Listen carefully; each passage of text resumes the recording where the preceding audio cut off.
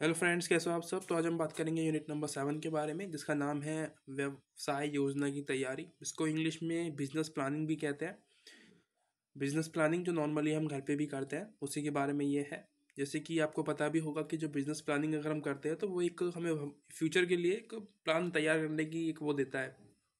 हमें पता होता है कि अगर हम कोई स्टार्ट करेंगे बिजनेस तो उसके लिए हमें क्या क्या स्टेप्स लेने होंगे, है ना। कहाँ से सामान लेना है, कितने पैसे लगेंगे, और कच्चा माल जो होता है, जो रॉ मटेरियल जिसको हम कहते हैं इंग्लिश में, वो कहाँ से लेंगे, वगैरह वगैरह। बहुत सारी चीज़ें यहाँ पे हम देखते हैं इसके अंदर। उसी के बारे में पढ़ेंगे। छोटा सा चैप्टर है, इतना बड़ी चीज़ें नहीं है इसके अंदर जितना आपको लग रहा है।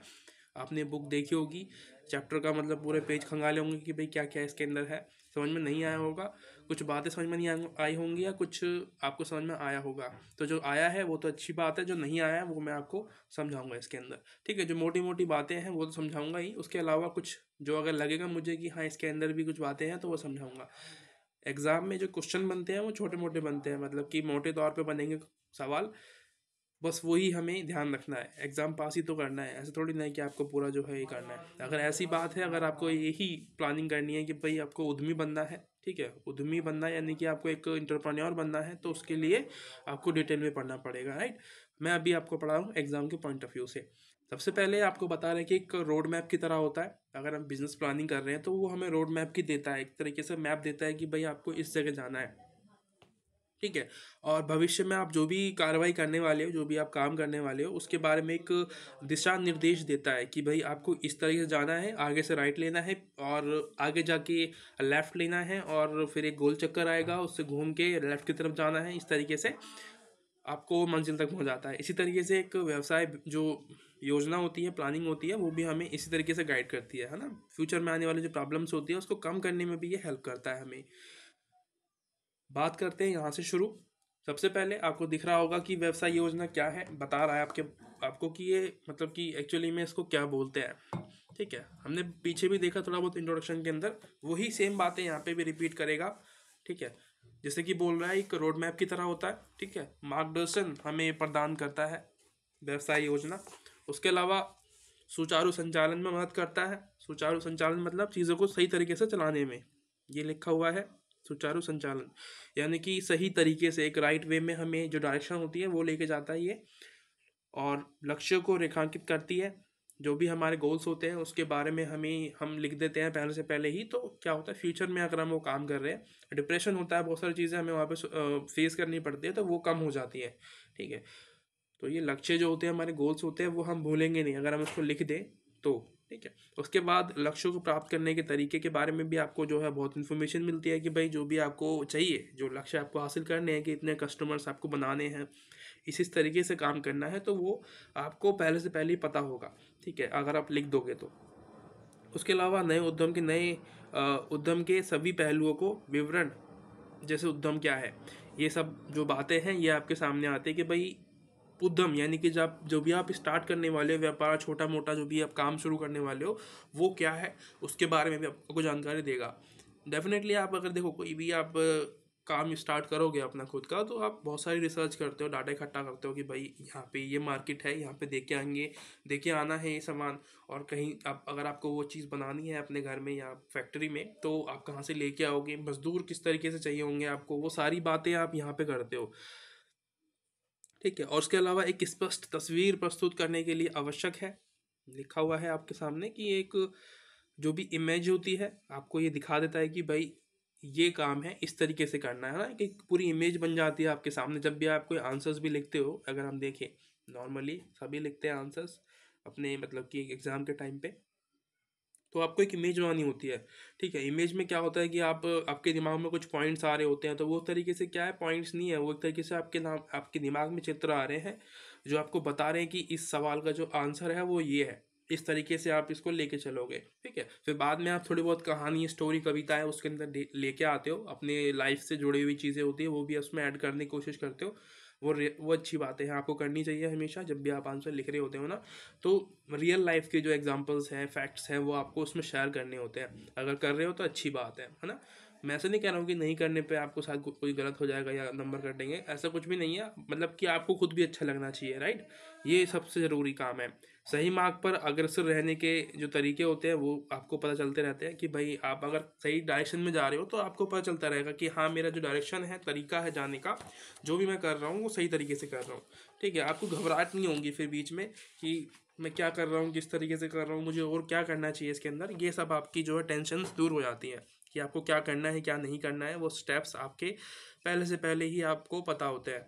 उसके अलावा यहाँ पे कुछ और सवाल दिए हुए हैं आपको, जैसे कि योजना इस तरह के प्रश्नों का उत्तर देती है, जैसे कि अब मैं कहाँ हूँ।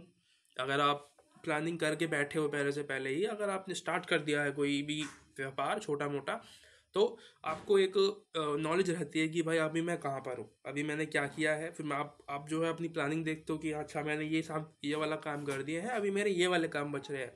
तो इस तरीके से आप लेके चलते हो। उसके अलावा मैं कहाँ जा रहा हूँ, कहाँ पे आपको जाना है, वो भी आपको डिसाइड करना होता है। वो आपके लिखा होगा पहले से ही, तो आपको दिक्कत नहीं आएगी। मैं वहाँ कैसे पहुँचूँगा, ठीक है, क्या डायरेक्शंस होगी, गोल्स कैसे होंगे, क्या मैं करूँगा जो से जिससे कि मैं जहाँ पे चाहता हूँ पहुँचना वहाँ पे मैं पहुँच पाऊँ। जैसे कि आप गाड़ी चला रहे हो, इमेजिनेशन करो, तो आपके पास मैप खुला हुआ है, तो आपको पूरी डायरेक्शन दे रहा है वो कि इस तरीके से राइट लेफ्ट इस तरीके से बताता है वो, तो वो आपको जो है एक डायरेक्शन देता है कि भाई ऐसे ऐसे चलना है आपको, है ना। वो आपको आसान बनाता है चीज़ों को, कहीं पे आपको जाना है किसी अनजान जगह पे, तो आसान होता है हमारे लिए। उसके अलावा व्यवसाय योजना की मुख्य विशेषताएं होती है कुछ, जैसे कि उत्पाद और सेवाओं का स्पष्ट विवरण आपको मिलेगा वहाँ पे। अभी आप कभी भी आप प्लानिंग करोगे तो वहाँ पे आपको लिख के आप लिखोगे उसको, तो क्या होगा, जो भी आप उत्पाद करने वाले हो, या तो आप उत्पाद करोगे या तो आप सर्विस दोगे। उत्पाद मतलब प्रोडक्ट बनाओगे, कोई भी प्रोडक्ट, यानी कि पेन, छोटा सा पेन ले लो, इसको बनाओगे तो भी आप प्लानिंग करोगे।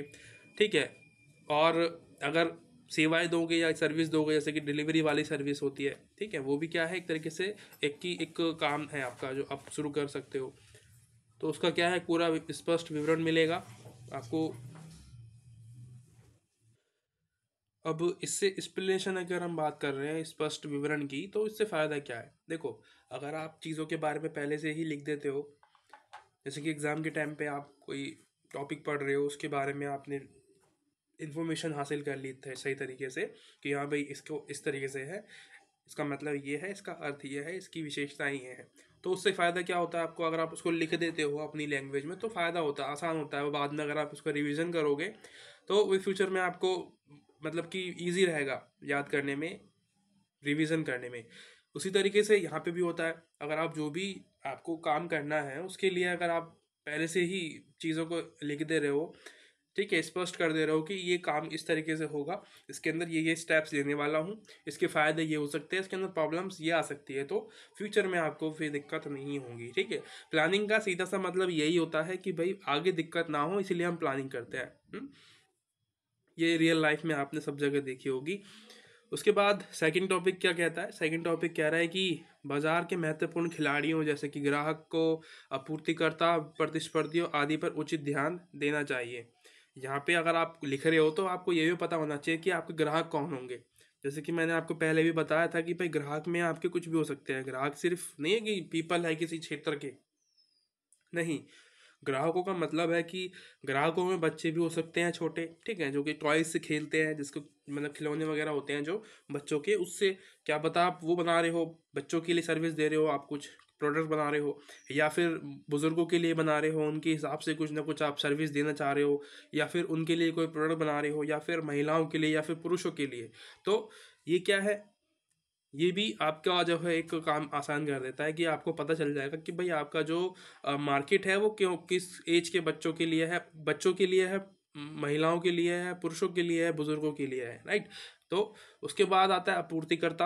आपूर्तिकर्ता मतलब जो आपको माल सप्लाई करेगा, मतलब यानी कि रॉ मटेरियल जो होते हैं हमारे, कच्चे माल होता है, वो सप्लाई कौन करेगा, ये भी आपको पता होना चाहिए कि भाई आप कहाँ से लेके आओगे, जो भी आप प्रोडक्ट बना रहे हो वो प्रोडक्ट आप लेके कहाँ से आओगे, है ना। उसके अलावा प्रतिस्पर्धा, यानी कि कंपटीशन, आपके कंपटीशन में कौन कौन लोग खड़े हुए हैं, ये भी आपको पहले से ही पता होना चाहिए कि जो भाई बाजार के अंदर, मार्केट के अंदर कौन कौन सी कंपनियां हैं जो मेरे अपोजिशन में हैं, यानी कि मुझे टक्कर दे सकती है। ठीक, तो वो पहले से ही है, आपको उनके लिए पहले ही उनसे निपटना पड़ेगा कि भाई क्या मैं ऐसा नया दूं कि वो मुझे ही जो है मेरे को ही वो मेरे प्रोडक्ट खरीदे या मेरी सर्विस परचेज करे।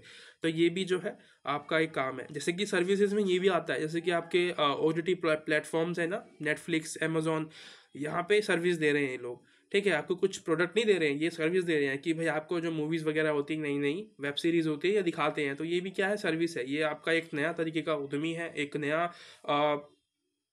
कह सकते हैं कि इंटरप्रेन्योर शुरू हुआ है, इंटरप्रेन्योरशिप शुरू हुई है कि भाई आपको ऑनलाइन सर्विसेज दे रहे हैं। तो वो भी क्या है, एक प्लानिंग होगी उसके पीछे भी बड़ी।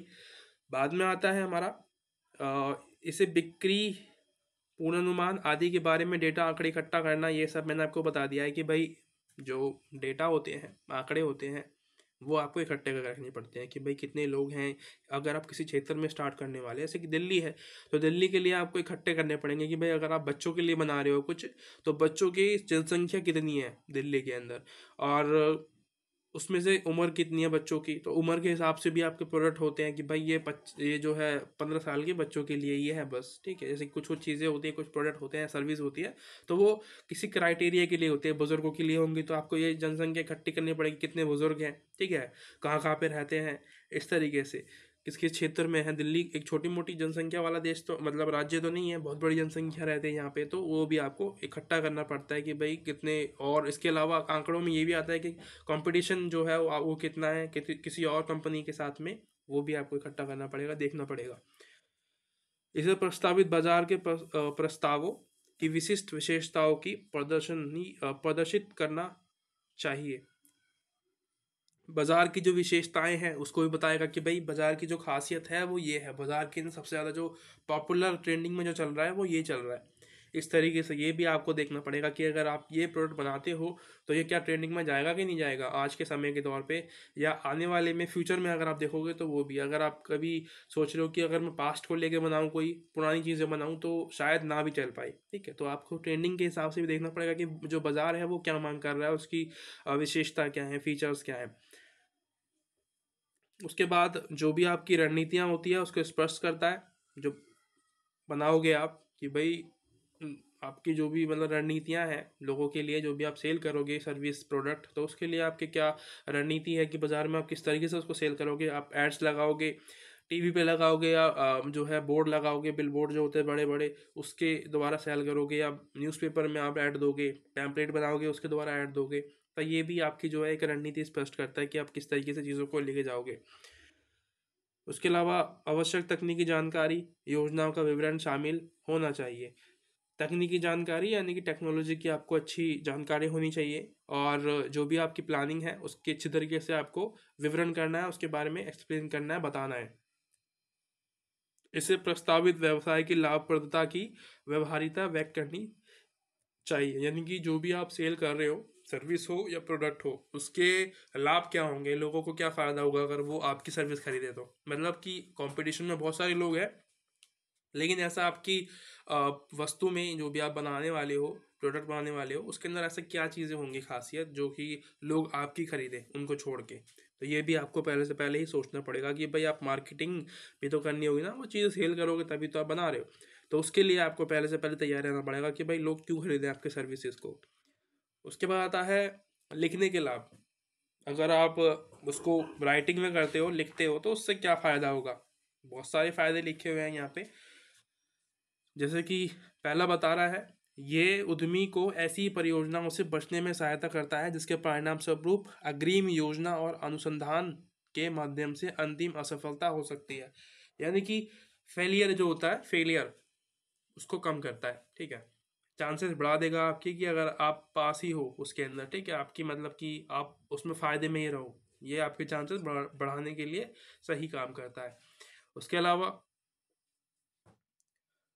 बाज़ार, किसी विशेष बाज़ार में व्यवसाय शुरू करना सही है या नहीं, है ना। कोई भी अगर मार्केट अगर आप लेते हो, इलेक्ट्रिकल मार्केट है, या फिर एजुकेशन वाली मार्केट है, पेन बना रहे हो आप, पेंसिल बना रहे हो, रबड़ बना रहे हो, किताब कॉपी प्रिंट कर रहे हो, तो वो भी आपको देखना पड़ेगा कि कौन सी मार्केट ज़्यादा ट्रेंडिंग में है, कहाँ पे आपका काम चलेगा।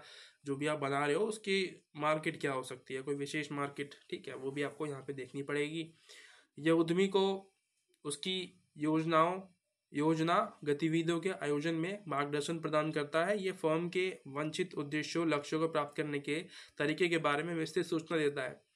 यानी कि जो भी आपके गोल्स है, ठीक है, जो आपको हासिल करने हैं, उसके बारे में एक तरीके बताएगा कि आप किस तरीके से वो उन गोल्स को हासिल करोगे। ठीक है, गोल्स क्या हो सकते हैं किसी कंपनी के, कि भाई अगर आपको सर्विस देनी है किसी को, आपने गोल बना लिया कि भाई 1 महीने में मुझे इतनी सर्विस देनी ही देनी है लोगों को। सर्विस मतलब एक सर्विस, जैसे कि मैं अभी अर्बन क्लैब वाली नई सर्विस आई है, ये क्या करते हैं आपके इसमें बाल काटने वाले नाई भी होते हैं, ठीक है, साफ सफाई करने वाले, घर में पेंटिंग करने वाले भी लोग होते हैं, एसी साफ करने वाले भी होते हैं, मतलब बहुत सारे होते हैं। तो ये क्या करते हैं, सर्विस दे रहे हैं आपको, कोई प्रोडक्ट नहीं दे रहे हैं, आपके काम आ रहे हैं घर पे, आपके जो है घर पे आके सर्विस देते हैं आपको, पेडिक्योर शेडिक्योर जो भी कराना है वो भी आपको वो प्रोवाइड कराते हैं। तो ये क्या है, जो भी आपके गोल है, ये मतलब सर्विस कितनी सेल हुई है, कितने लोगों ने हमारी सर्विस खरीदी है, उससे पैसा कितना आया है, जनरेट हुआ है, तो ये भी आपको गोल जो है हासिल करने में हेल्प करता है। और ये वित्तीय पोषण प्राप्त करने में सहायता करने के लिए एक महत्वपूर्ण उपकरण के रूप में कार्य करता है। फर्म के जोखिम और व्यवसाय व्यवहारिता का मूल्यांकन करने के लिए निवेशकों को अपेक्षित भविष्य के राजस्व प्रवाह का मापदंड और समय व्यवसाय की मुख्य रूपरेखाओं को जानने की जरूरत होती है।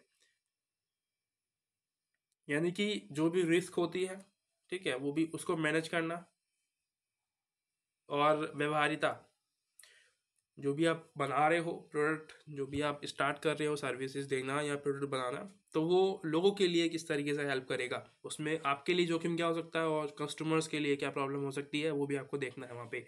उसके लिए सर्विस सेंटर्स भी हो सकते हैं, जैसे कि बैंक होते हैं हमारे, है ना। बैंक में अभी आप देखते होगे कि अगर आपका अकाउंट है बैंक में, तो बहुत सारे मैसेजेस आते हैं, आपको कॉल्स आते हैं कि आप क्रेडिट कार्ड खरीद लो हमारे, फ्री है, इस तरीके से बोलते हैं। ठीक है, और ये भी बोलते हैं कि लाइफ टाइम फ्री है, फ्री करके वो आपको सेल करते हैं। फिर आप 1 साल बाद देखते हो कि उसकी बिना यूज़ किए भी कभी कभी जो है वहाँ पे आपको एनुअल फीस दिखाई देती है कि भाई क्रेडिट कार्ड की एनुअल फीस आ गई 600 रुपये। अब आप सोच रहे हो कि मैंने तो यूज़ ही नहीं किया है, ये फीस कहाँ से जनरेट हो गई। तो ये क्या है, उसके लिए आप क्या कॉल सेंटर्स पर कॉल करोगे, उनको बोलोगे कि भाई मैंने तो यूज़ ही नहीं किया है, आप कैसे मुझे जो है एनुअल फीस पे कर सकते हो और मुझे फ्री बोल के बेचा गया है। तो वो आपकी कंप्लेंट को जो है रजिस्टर करेंगे, उसके बाद आपकी प्रॉब्लम को सुनेंगे। फिर जो कॉल रिकॉर्डिंग है, जो थर्ड पार्टी से ये जो लोग जो है क्रेडिट कार्ड सेल करने के लिए बोलते हैं ना कि आप हमारे क्रेडिट कार्ड सेल करो, तो वो ज़बरदस्ती सेल करते हैं लोगों को। ठीक है, उनसे उसको मतलब नहीं होता उन लोगों को कि भाई सेल किया है या नहीं किया, किस तरीके से किया है, बस उनको सेल करना है जितना ज़्यादा हो सके उतना ज़्यादा। तो उसको सॉल्व करने के लिए इनके पास टीम होती है कि भाई पूरी एक टीम बिठाई जाएगी कि भाई रिकॉर्डिंग सुनेंगे आपकी, अगर आप वहाँ पे आपकी जो प्रॉब्लम है वो सही है, उन लोगों ने ज़बरदस्ती आपको सेल किया है और गलत इन्फॉर्मेशन दी है, तो उसके लिए वो अ, बैठे हुए हैं। फिर वो आपकी जो फीस होगी, जो एनुअल फीस होगी, उसको माफ़ करेंगे किसी भी तरीके से। तो ये क्या है, आपको वो भी चीज़ें जो है कॉल सेंटर्स वगैरह भी ध्यान रखना होगा, अगर आपकी सर्विसेज वाला काम है तो प्रोडक्ट बेच रहे हो तब भी आपको वो ध्यान रखना होगा। बाद में बात आती है आवश्यकताओं की। अगर हम बात करें बिजनेस प्लानिंग की, तो उसकी ज़रूरत क्यों होती है हमें, क्यों हमें मतलब बिजनेस प्लानिंग करनी है, ज़रूरी है क्या, हो सकता है ज़रूरी है, क्योंकि देखो यहाँ पे मैंने कुछ हाईलाइट किया हुआ है, कह रहा है कर्मचारी, निवेशक, बैंकर, उद्यमपति और आपूर्तिकर्ता, ग्राहक, सलाहकार, परामर्शदाता, ये सारे लोगों की ज़रूरत होती है आपको एक उद्यम स्टार्ट करने में। तो कर्मचारी यानी कि जो भी आपके लिए काम करते हैं, श्रमिक, मजदूर, फैक्ट्री में जो काम करेंगे आपकी, जो भी आप स्टार्ट करोगे, सर्विस दोगे, जो सर्विस लोगों को दोगे, उसके लिए कुछ लोग तो लगेंगे ना, आप अकेले थोड़ी ना सबके घर पे जाके सर्विस दो दे के आओगे, आपको लोग हायर करने पड़ेंगे। ठीक है, उसमें कर्मचारी भी होंगे, पता चल रहा है 100 लाखों हज़ारों की तादाद में आप जो है कर्मचारियों को हायर कर रहे हो। तो ये इसलिए आवश्यक भी है कि भाई आपको पता रहेगा कि भाई आपको कौन से स्किल वाले व्यक्ति चाहिए। उसके अलावा निवेशक यानी कि इन्वेस्टर्स भी देखने पड़ेंगे कि कौन आपके उद्यमे, जो भी आप स्टार्ट करने वाले हो, जो भी काम स्टार्ट करने वाले हो, उसमें इन्वेस्ट कौन करेगा। उसके अलावा बैंक, आपको बैंक से भी मतलब कि लोन भी लेने की ज़रूरत पड़ सकती है, और बैंक में अकाउंट भी खुलाने की ज़रूरत पड़ सकती है, करंट अकाउंट जिसको कहते हैं, बिजनेस वाला, जिससे कि आपको दिक्कत ना हो, फिर डायरेक्ट मतलब आपके अकाउंट में जितने भी पैसे हो उतने पैसे आ जाए। उसके बाद उद्यम पूंजीपति यानी कि पैसे वाले जो लोग होते हैं, उनके बारे में भी, उनसे भी दोस्ती करनी पड़ सकती है। ये भी सारी जो इन्फॉर्मेशन दी हुई है, ग्राहक वगैरह, सलाहकार, परामर्शदाता, ये सब की आवश्यकताएं हैं आपको। ठीक है, इसलिए भी आपको बिजनेस प्लानिंग करनी पड़ती है कि भाई आपको ये सब चीज़ लोगों की ज़रूरत पड़ेगी, तो इसलिए इनके आपको पता होना चाहिए कि कौन कौन लोग आपको कैसे कैसे चाहिए, कहाँ कहाँ आपको ज़रूरत पड़ेगी इन लोगों की। ठीक है। ये भी आपको हायर करने पड़ते हैं, चार्टर्ड अकाउंटेंट भी होते हैं ऑफिस के अंदर, आपने देखा होगा। उनका सारा काम बैंक वाला होता है, ठीक है। बैंक की जो भी प्रॉब्लम्स होती है वो देखते हैं उसको। उसके बाद आपको आता है व्यवसाय योजना लिखना, कि भाई आप कैसे लिख सकते हो। ये भी इंपॉर्टेंट क्वेश्चन है, शायद लास्ट ईयर आया होगा, इसलिए मैंने इस पे इतना हाईलाइट किया हुआ है। इसके कुछ तत्व होते हैं लिखने के। सॉरी, अगर आप बिजनेस प्लानिंग के बारे में राइटिंग करते हो तो उसके कुछ तत्व भी होते हैं, ठीक है। एलिमेंट्स होते हैं, इसको इंग्लिश में एलिमेंट्स कहते हैं, अगर आपकी बुक में लिखा होगा तो। सबसे पहले इंट्रोडक्शन पार्ट होता है, ठीक है। इंट्रोडक्शन पार्ट मतलब आपका एक पेज होगा, ठीक। एक तरीके से आप ब्रोशर्स जो होते हैं ना, आप जैसे कॉलेज जाते हो तो ब्रोशर देते हैं आपको कि भाई ये कोर्सेज होते हैं, उसी तरीके से ये भी होता है। इसमें क्या होता है, फंडा की पहला जो पेज होता है आपका सिर्फ इंट्रोडक्शन वाला पेज होता है। उसमें आपका नाम होगा, यानी कि आपकी कंपनी का नाम होगा, आपकी कंपनी का एड्रेस होगा, ईमेल एड्रेस होगा, मोबाइल नंबर होगा। तो ये इन्फॉर्मेशन उसके अंदर होती है। तो ये पहले पेज में तो आपको इन्फॉर्मेशन वगैरह की चीज़ें मिल जाएंगी। दूसरे वाले में आपको ये कार्यकारी सारांश, या एक तरीके से सारांश मतलब सर्विस जो समरी होगी आपकी, जो भी आप काम करने वाली हो या काम करते हो उसकी सर्विस की जो समरी होगी, एक छोटे से पेज में पूरा लिख देगा, ठीक है। यानी कि एक पेज या उससे आधे पेज में एक पूरी समरी के तौर पे आपका पूरा जो है एक विवरण उसके अंदर लिखा जाएगा। तीसरे पेज पे आएगा आपका उद्योग विश्लेषण। उद्योग विश्लेषण में मतलब कंपनी का जो रिकॉर्ड होता है वो सब उसके अंदर आता है, यानी कि जो भी आपने एनालिसिस किया है, जो भी आपने काम किया है पहले, वो भी इसके अंदर आपको इंक्लूड करना पड़ेगा, राइट।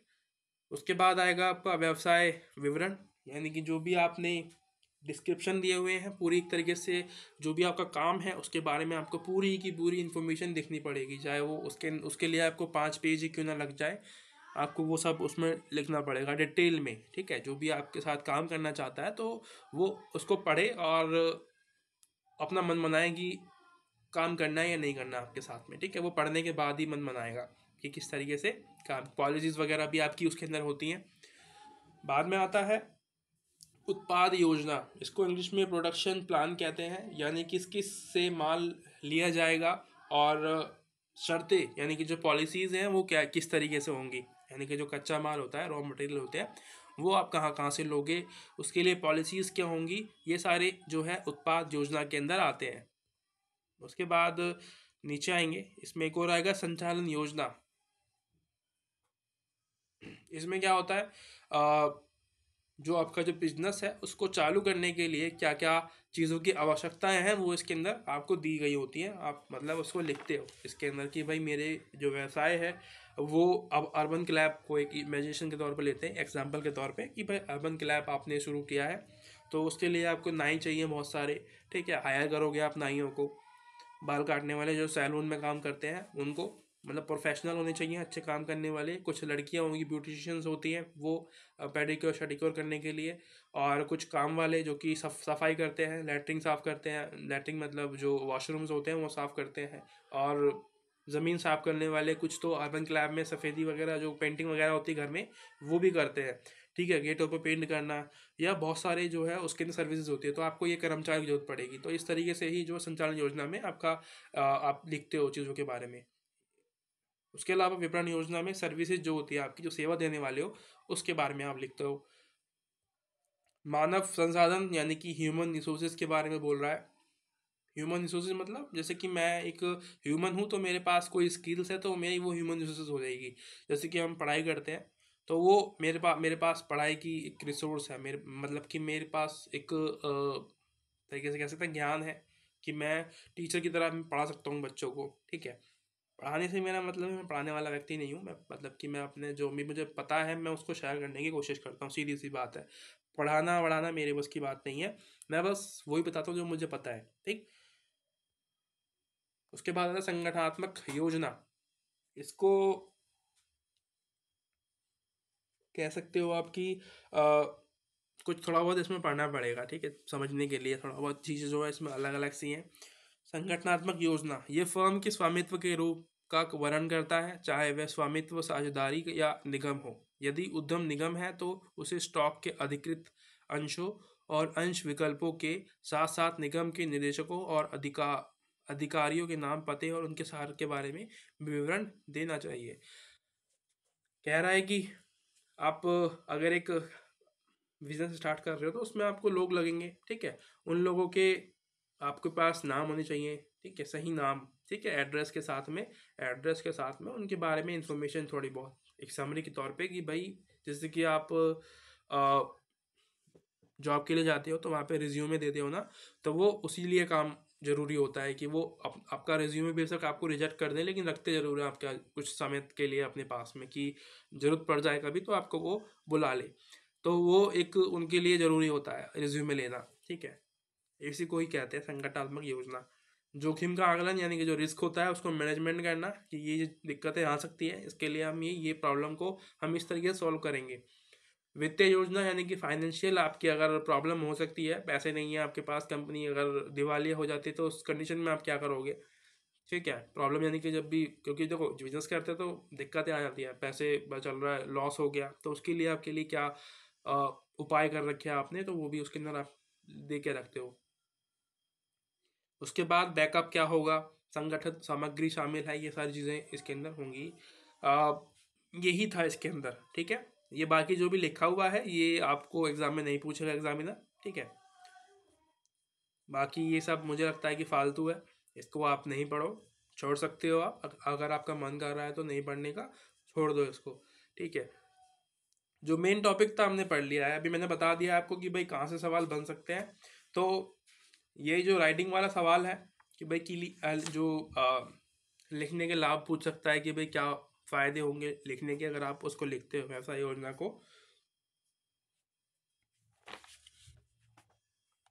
उसके अलावा आपसे आवश्यकताएं पूछ सकता है, ठीक।